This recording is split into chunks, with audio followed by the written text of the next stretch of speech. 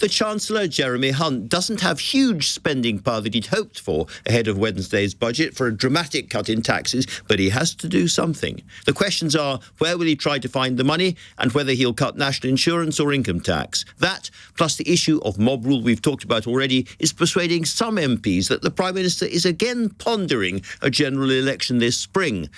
But against that, a new opinion poll today shows Labour with a whopping 26-point lead and the Tories at their lowest level of support in almost 50 years, at 20 points even lower than the 23% recorded during the brief Liz Truss Prime Ministership. I'm not absolutely sure, if I was Rishi Sunak, that I would think this was the ideal platform for an election campaign. I'm joined first now by LBC's political editor, Natasha Clark. Natasha, this talk about an election campaign coming early bubbles up and then it subsides again, but it's bubbling up quite a lot at the moment, isn't it? Yes, and I think most people in the Conservative camp anyway, I think that these rumours are just that, just rumours. They don't see any sort of truth in that strategy, and everybody, and including the Prime Minister, has been saying that he wants to go in the second half of the year. Now, there are sort of suggestions about where this might be coming from.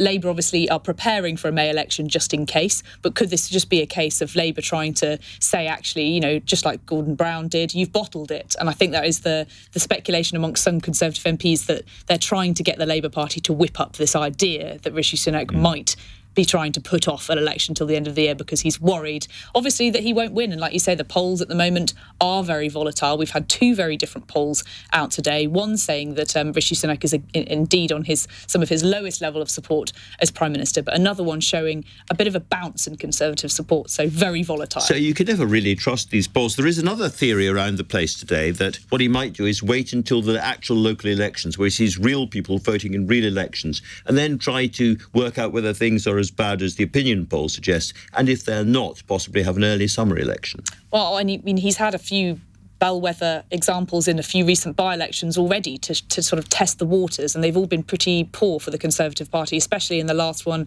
that we had in Rochdale, which actually showed a huge drop in support. I think it was the largest drop in support for the Conservatives at a by-election in this Parliament whatsoever. So I think the chances of that look a little uncertain, unless you're going to see a bounce, if indeed we see a post-budget bounce, if there are some very voter-friendly policies in the budget, which all signs are pointing to the fact that there probably won't be, and plus getting those flights off to Rwanda, if that does see a bounce at the polls. I'm glad you mentioned Rwanda, because there's been a series of votes in the House of Lords tonight, really big majorities against the government. And, you know, some of the things that the government has lost on have been, for instance, a motion that the bill they're discussing should have full compliance with domestic and international law.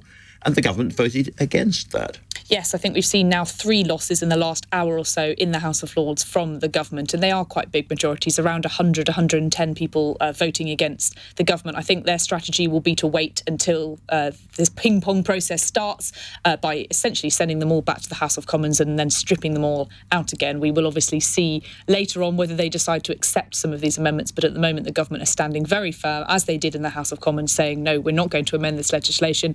But yes, we are expecting it to be in the latter few weeks when it comes before the House of Commons.